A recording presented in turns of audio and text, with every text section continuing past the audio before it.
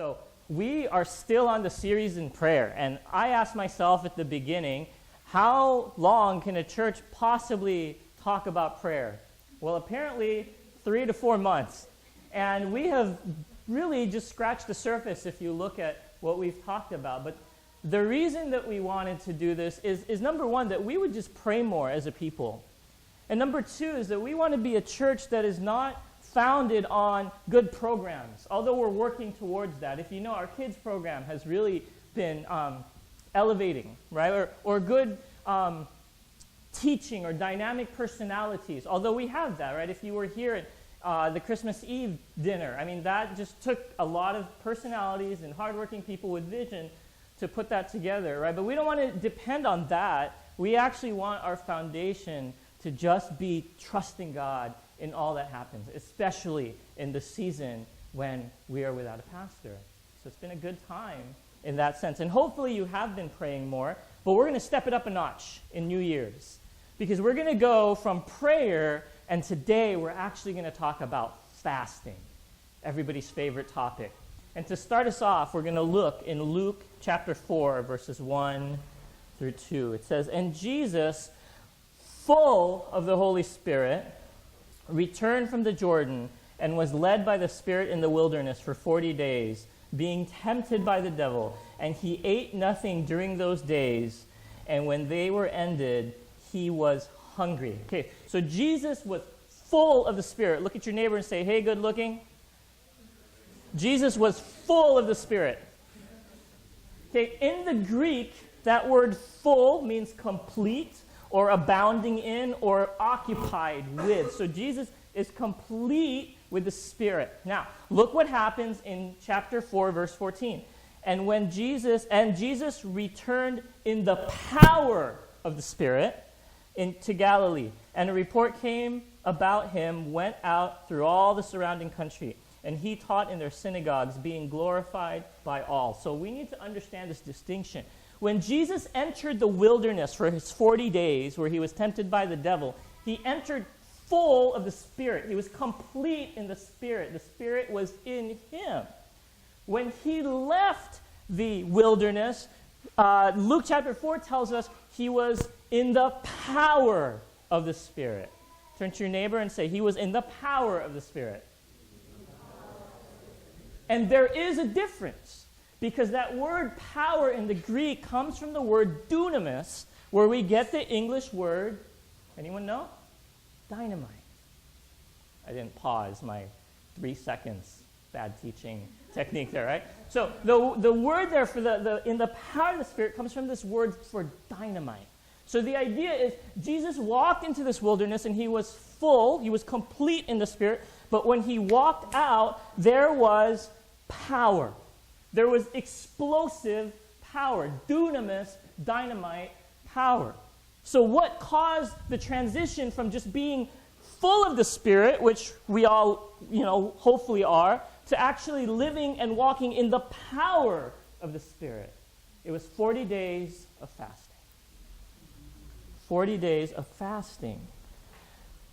That's what caused the shift from just being someone full of the Spirit to someone who's operating in the power of the Spirit.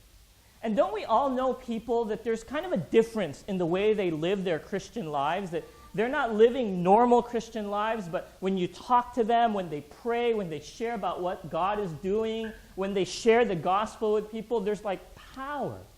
There's a difference, right? We are full of the Spirit because the Spirit is in us, but there's a difference in walking in the power of the Spirit. And the verse seems to indicate that what can unlock that is fasting. Now, unfortunately, fasting is a spiritual discipline that the church has kind of abandoned. How many in this room fast on a regular basis? So let's say at least once a month. One person. Two people, right? Both Canadians. So Canada will see revival soon, right? But see, I mean, even though if we look at stories in the Bible, you see that when people fast, things happen, right? People fast and miracles happen. People fast and there's this power that's released. We as a people have just abandoned the discipline of fasting. And next week, I'll talk a little bit about why that might be the case.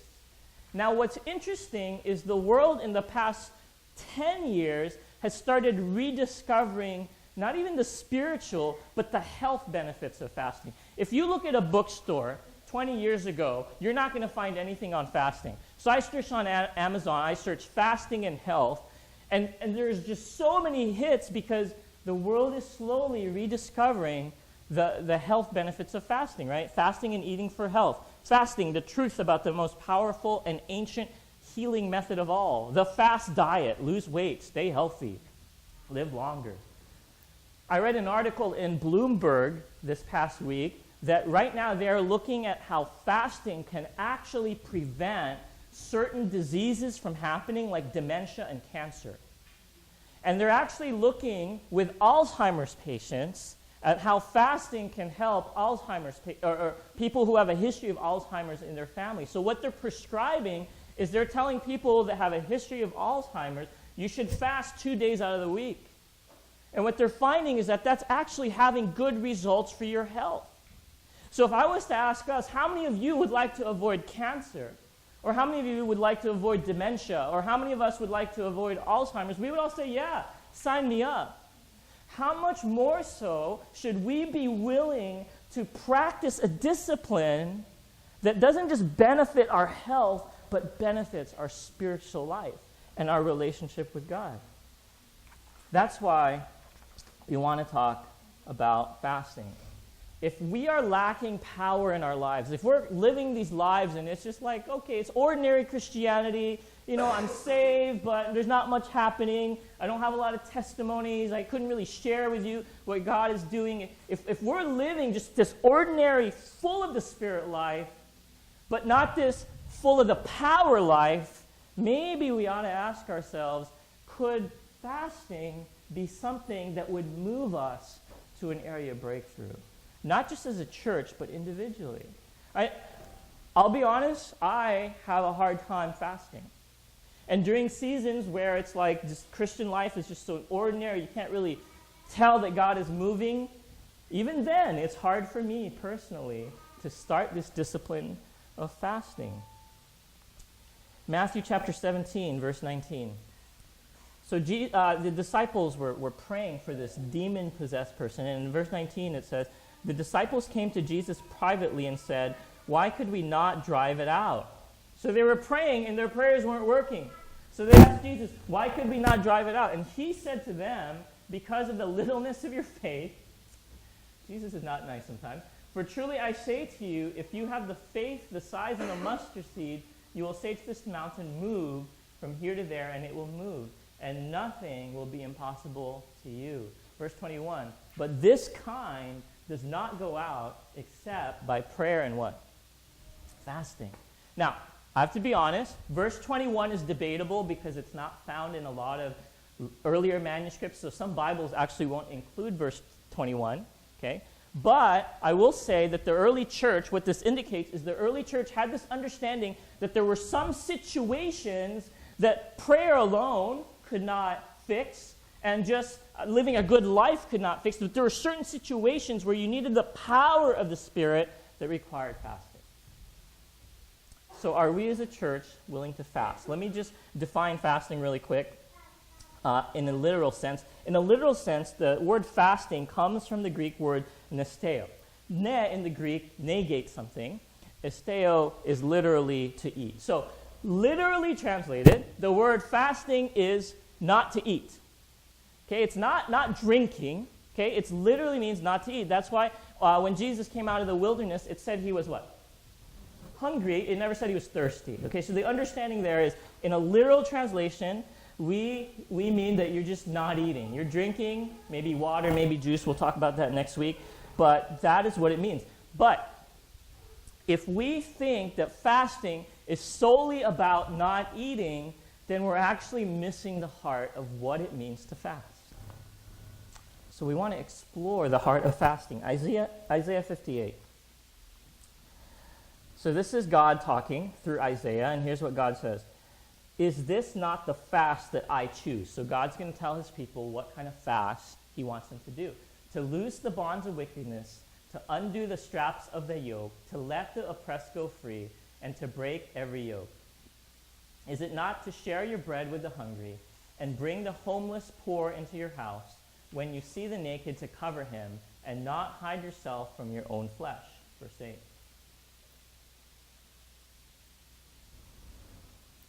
Lee. Then shall your light break forth like the dawn, and your healing shall spring up speedily. Your righteousness shall go before you. The glory of the Lord shall be your rear guard. Then you shall call, and the Lord will answer. You shall cry, and he will say, Here I am. If you take away the yoke from your midst, the pointing of the finger and speaking with wickedness. Let's stop there. Here's all I want you to see, okay? God tells people to fast, and once they fast, then things happen. Right? So they fast, and God says, if you fast, then your light shall break forth from the dawn, and healing and all these things. So the breakthrough happens after the fast, just like we saw with Jesus. But I want you to notice in the first few verses that the fast had nothing to do about what? Food. Right? In fact, what was happening is the people were fasting food, and they're saying, look how holy we are, and God is saying, that's not even the fast I want you to do. The fast I want you to do is to loose bonds of wickedness, to bring the homeless into your house, to show, in other words, to show compassion. So all I want you to see here is, yes, fasting brings this breakthrough, but the fasting here has nothing to do with not eating. So that can't be the heart of fasting, even though that's the literal translation of what it means to fast. Because ultimately, fasting is actually a form of worship. In Luke chapter 2, here's what it says. There was a prophetess, Anna, the daughter of some guy, of the tribe of Asher. She was advanced in years, having lived with her husband 7 years from when she was a virgin, and then as a widow until she was 84. And then here, she did not depart from the temple, worshiping with what? Fasting. Right? We think worshiping is singing or worshiping is this, but fasting ultimately is a form of worship. And so if it's a form of worship, I would argue that it is actually a form of two things. The heart of fasting is about intimacy and dependence. Turn to your neighbor and say, hey, good looking. It's about intimacy and dependence.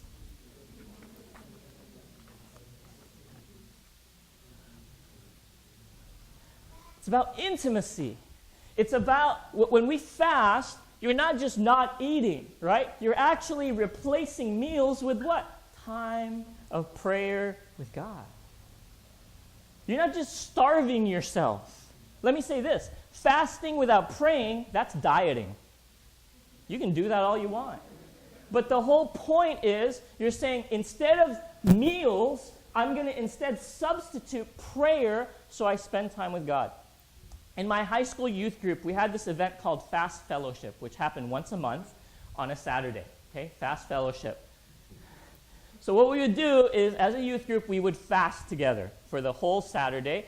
And at around, I think, 5 o'clock, we would gather at somebody's house, and we would pray, and then we would eat.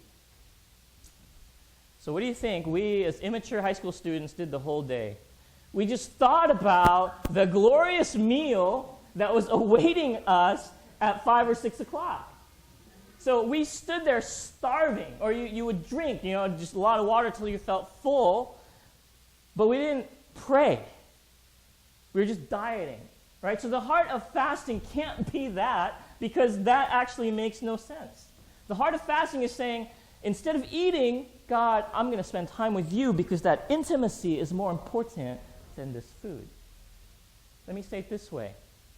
Fasting is laying aside the legitimate pleasures of this world for the extreme pleasure of knowing God. It is laying aside the legitimate pleasures of this world for the extreme pleasure of knowing God. In other words, yes, food is pleasurable. I gained like 5 pounds this past couple of weeks. Food is pleasurable. Things that we give up are pleasurable. But what we're saying when we fast is, that's great, God, but I would rather know you more. James Packer says this: we tend to think of fasting as going without food, but we can fast from anything. If we love music and decide to miss a concert in order to spend time with God, that is fasting. It is helpful to think of the parallel of human friendship. When friends need to be together, they will cancel all other activities in order to make that possible. There's nothing magical about fasting. It's just one way of telling God that your priority at the moment is to be alone with Him, sorting out whatever is necessary. And you have canceled the meal, party, concert, or whatever else you had planned to do in order to fulfill that priority. Right? You're saying, this meal is important, but God, you're more important. My brother and his wife came and visited us a couple weeks ago, and do you think we just lived our normal schedule? Do you think we put the kids to bed at 7? Do you think I went to work and just totally ignored them and said, okay, you go do what you want to do? Of course not. Because they were important to us, we moved our schedules around. We kept our kids up late, much to our, which raised our stress level. Right? We basically gave up the things that we would normally do in order to spend time in relationship with them. That is the heart and essence of fasting. Saying, your relationship with me is so important, I'm going to put this aside. It's laying aside the legitimate pleasures of the world to experience the supreme and extreme pleasure of knowing God. John Calvin says this about fasting. In general, we must hold that whenever any religious controversy arises, which either a council or an E-class tribunal behoves to decide, whenever a minister is to be chosen, whenever, in short, any matter of difficulty and great importance is under consideration. On the other hand, when manifestations of the divine anger appear as pestilence, war, and famine, the sacred and salutary custom of all ages has been for pastors to exhort the people to public fasting and extraordinary prayer. So what is John Calvin saying? John Calvin is saying there's going to be these situations that come up where you need God's guidance, or we need God's help because there's pestilence, or there's God's anger, or there's war, or there's famine. There's these extreme situations that we can't do anything about. And what the church has done from early on is, instead of the pastors coming and strategizing or speaking a great message, what the pastors have done is told the church to fast. In other words, it's telling the church, rather than depending on other things, we are going to depend on God. It's about intimacy and it's about dependence. We're going to look at the book of Esther. It's a little complicated story, so let me try to set the backdrop for what's going on here. Now, in the book of Esther, the people of Israel, God's people, were in exile, meaning they were kicked out of their homeland, and they were living within the Persian Empire. And at the time, there was a king whose name I cannot say, so we'll call him King A, okay? King A banished his wife. And because he banished his wife, he actually regretted it. But because he banished her, he actually couldn't bring her back. The rules just forbade that situation. So King A decided, let's have this beauty pageant. Okay? And for a whole year, they had this elaborate beauty pageant, and he chose this Jewish woman named Esther to be his queen. And so she married King A. A Jewish woman married a Persian king. Now, Esther had this guardian named Mordecai. Okay? Mordecai. And Mordecai overhears this plot by these two men who want to kill the king. So he warns the king. He says, King, you're in danger. And the king says, thank you for helping me out. And the king has this event written in what's called the Chronicles. So what kings would do is they would have people keep like a history of what went on in their kingdom, and they would write them on these scrolls, and then they would store these away at the library to record all that happened while the king was in power. All right, everyone with me? Okay, so King A appoints this guy Haman as prime minister, okay, represented here by Loki. Now, what's interesting actually is when the Jewish people celebrate this event, whenever the word Haman is spoken, they actually boo. So let's try that, okay? So the king appoints Haman as prime minister. On a side note, they also they encourage the people to get as drunk as possible during this time. I don't know why. We're not going to do that, though. Okay? So Haman gets appointed prime minister, and the king says, okay, everybody has to bow to Haman. Very good. Okay, we'll stop there. Okay, so everyone has to bow to Haman, but Mordecai, being this good Jewish person who thinks only God should be bowed to, says, I'm not going to bow. So Haman hears about this, and he gets really upset because he was a Amalekite. And if you know anything about the histories, the Jewish people and those people just hated each other. So he already hated the fact that there were these Jewish people, and he hated the fact that this one Jewish person was not bowing like he was supposed to. So he tells the king, he talks to the king, and he brings the king all these coins, and he says, King, there's these people that are not obeying your law. So I think what we should do is we should destroy this entire people. And so the king agrees. He's like, okay, that sounds pretty good. Let's destroy an entire people. And so they set this certain time, and they said, on this time, this calendar date of the year, we're going to exterminate all the Jewish people, and all their property will keep. And so Haman is really happy, and he actually builds this structure where he is going to hang Mordecai. Everyone with me? Okay, so Mordecai hears about this. Let's go to the next slide. Mordecai hears about this, and he tells Esther, hey, Esther, you got to talk to the king. We are in trouble here. You got to go up and maybe plead for your people. And Esther says, well, I don't want to do that, because if you just show up to the king uninvited, then there is a chance of death. Even if I'm his wife, it doesn't matter. If I talk to the king uninvited, he could kill me. And Mordecai's like, you have to do this. So he convinces Esther to go talk to the king. And here is what Esther says. This is crazy. Chapter 4, verse 16. Go, gather all the Jews to be found in Susa, and hold a what? A what? A fast on my behalf. And do not eat or drink for 3 days, night or day. I and my young women will also fast as you do. Then I will go to the king, though it is against the law. And if I perish, I perish. Mordecai then went away and did everything as Esther had ordered him. Your entire nation is about to be attacked by the ruling nation. There is a deadline where once that date hits, Persia is going to come and exterminate your entire nation of people. And what is Esther's response? Esther's response is to say, okay, here's how we're going to solve the problem. We're going to fast. Isn't that interesting? You're about to be attacked. You're about to have to fight some battles and potentially a drawn-out war to save your people. And Esther says, let's put ourselves in a situation where physically we'll be tired. How many have not eaten for 3 days? It is very, very tiring. Isn't that interesting? You're about to have to defend yourself. And the solution to defending yourself was to make your entire army and your entire people hungry and tired. Do you see why? Because the heart of fasting is what? Dependence. The heart of fasting says that I need God more than I need an army. The heart of fasting says I need God more than I need a strategy.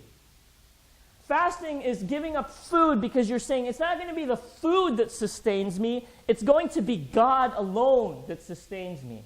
That is dependence. It's not going to be my cleverness, it's not going to be my strategies or my education or my personality. It's not going to be any of those things that are going to save me. It's not my skill set. It's not my charisma.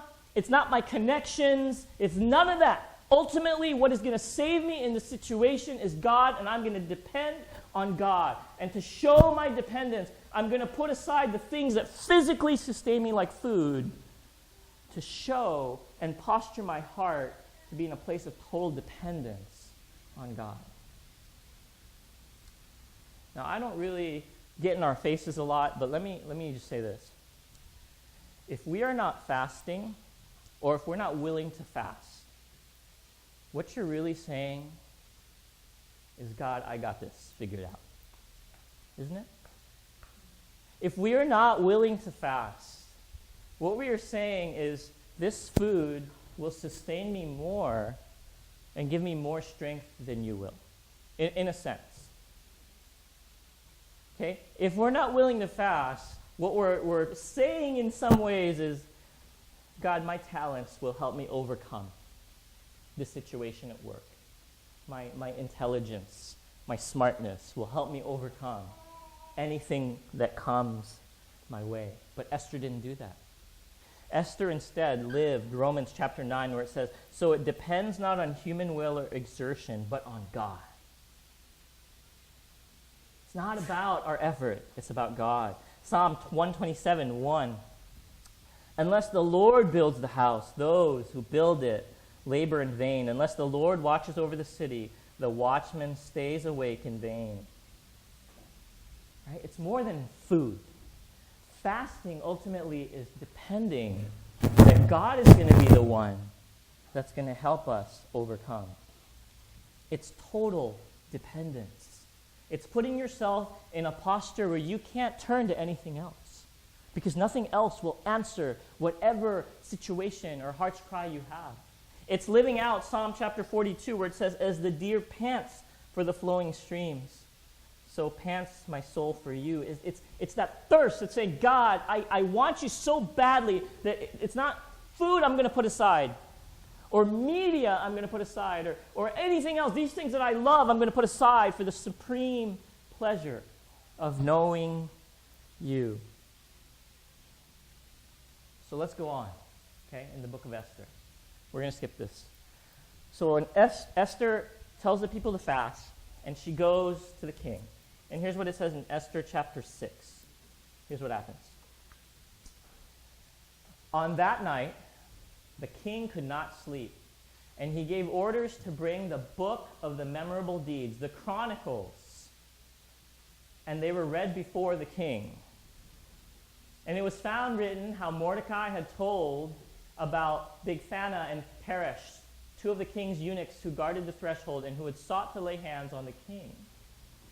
And the king said, what honor or distinction has been bestowed on Mordecai for this? The king's young men who attended to him said, nothing has been done for him. Think about how crazy this is. Haman has gotten the king to agree to kill all the Jews. The Jewish people respond with fasting. Wow, that's brilliant military strategy. And what happens is there happens to be this one night where the king cannot sleep. So when you can't sleep, what do? You try to find something really boring to do that will lull you to sleep, right? For some of you, it's like reading your Deuteronomy or something, right? So you find something boring to do. And so what the king does is he says, go to that library that I was talking about, where they keep track of all the things that happen in this kingdom. And I want you to just read it. So can you picture this king? He's lying in bed. And there's these people just with these scrolls that they've pulled from this library full of all these scrolls, and they're just reading to the king. Right? How great is that? And they happen to read the scroll that talks about the time when Mordecai warned the king about the plot to kill him.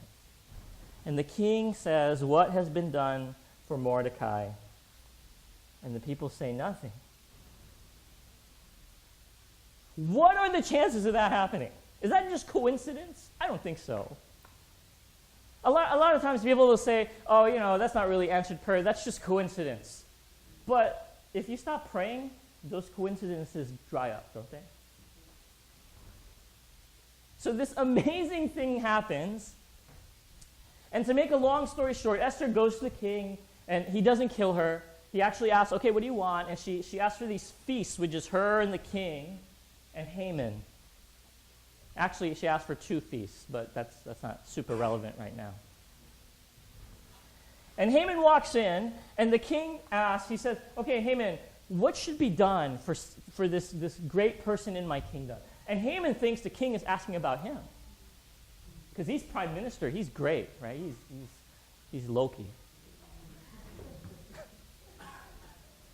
He's got that thing that brings the aliens.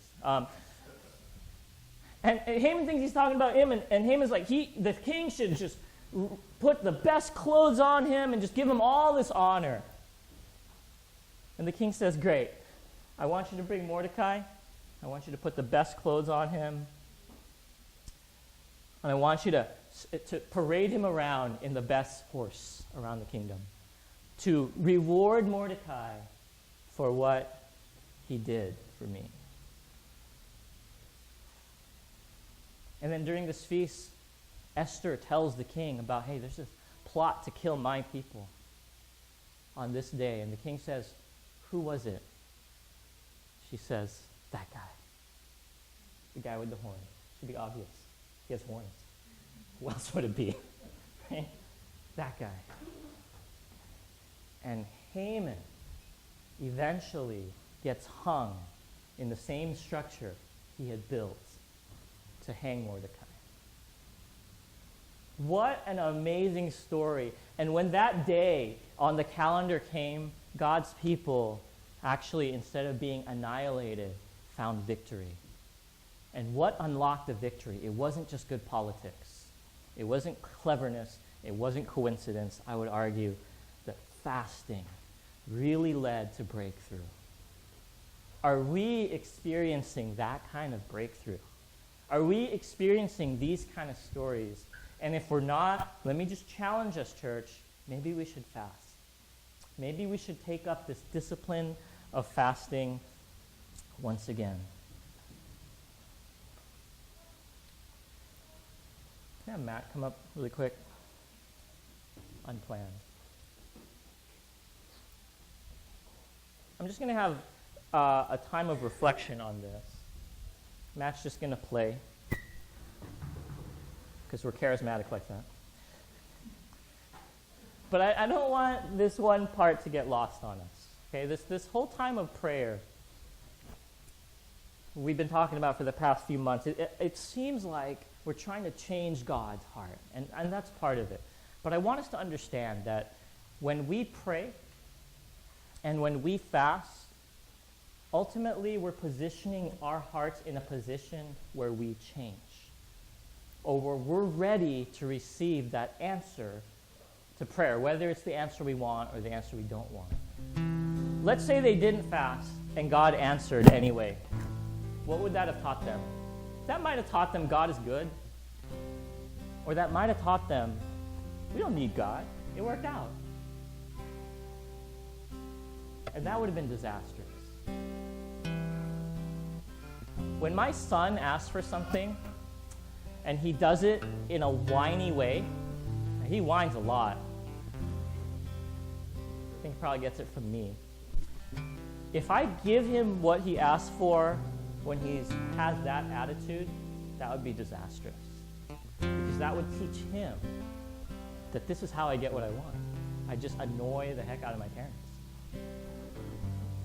But when I respond to my son, when his heart and attitude is more in a posture of gratitude, that reinforces the fact that I love him and I want to give to him, but he has to be ready to receive what I have. Right, so in the season where we've been praying, the season where we've been fasting, yes, prayer and fasting changes God. But ultimately, it changes our hearts to be ready to receive that next breakthrough. So can we close our eyes? And I want you to just think about this. Does your Christian life have power? Or would you say your Christian life, you're full of the Spirit, but it's just kind of ordinary?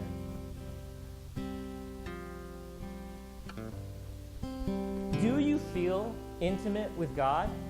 And if you don't, are you willing to give things up in order to focus on the most important relationship in your life with your dad in heaven? Do we have a heart of dependence on God? Or do we honestly think we got it figured out? Because that'll make the difference between just being full of the Spirit and living in the power of the Spirit. So take some time to pray. And then we'll kind of see where it goes from there.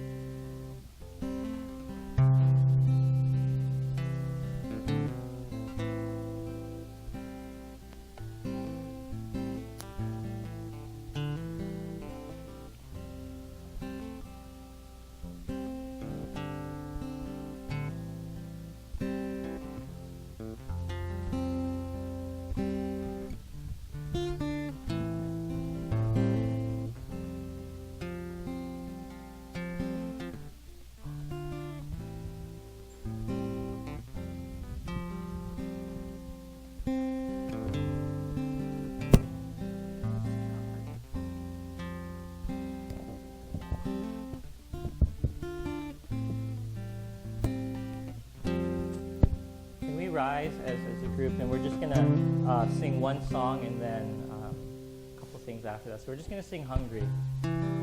And hopefully this is a response to what God spoke to you at this time and not just another song.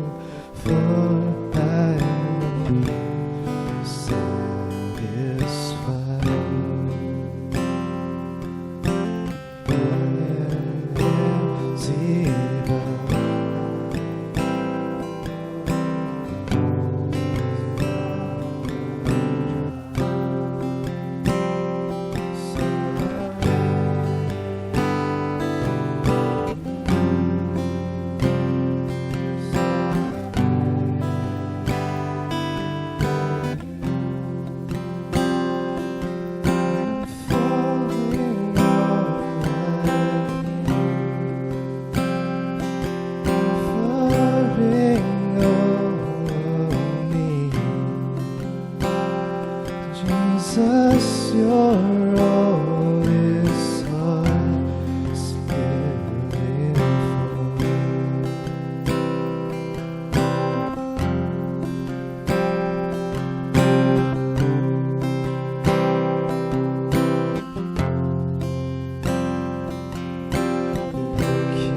Can I run to you? Your help is open wide. And with me, but I know your love restores my life. So I wait for you. So I wait for you. I'm falling on my knees, offering all of me. Jesus, you're all this heart is living for. I'm falling on my knees,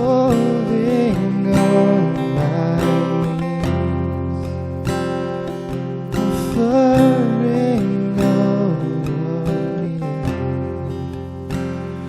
Jesus, you're all this heart is living for.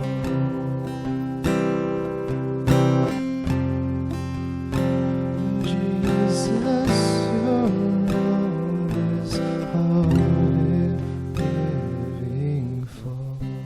Let's pray together.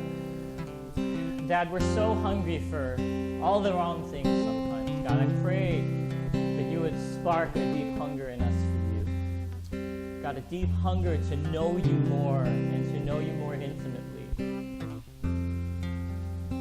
God, and a willingness to position ourselves in total dependence on you for those things that we seek breakthrough, those situations that seem impossible, the state of our lives that we want changed, God.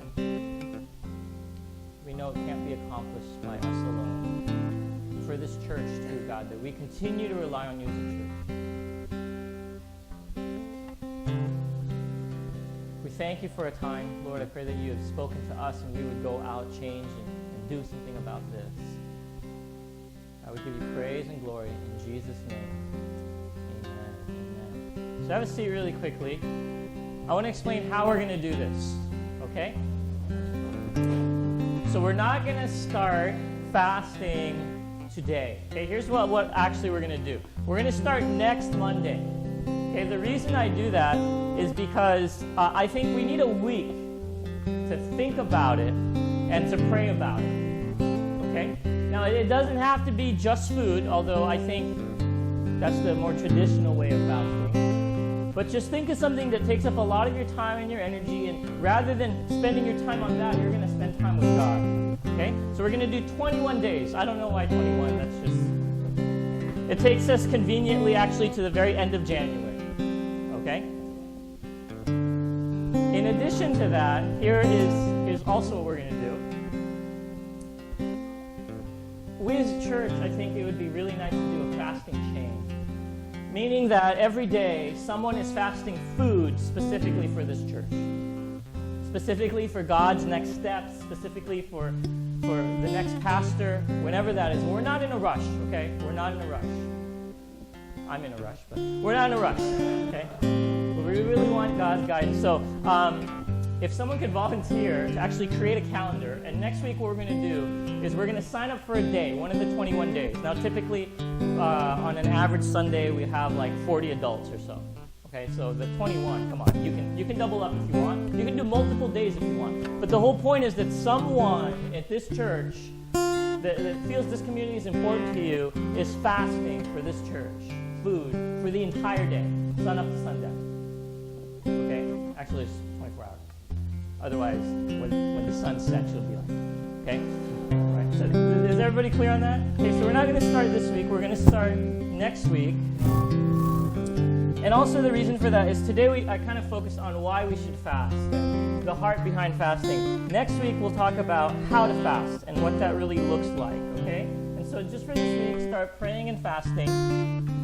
Start praying about what you want to fast. And conveniently, actually, on the 27th, we're going to have one of the pastoral candidates come and share the word with us. Okay, so I think it's just good timing for us as a church to be in this posture of real dependence. Okay?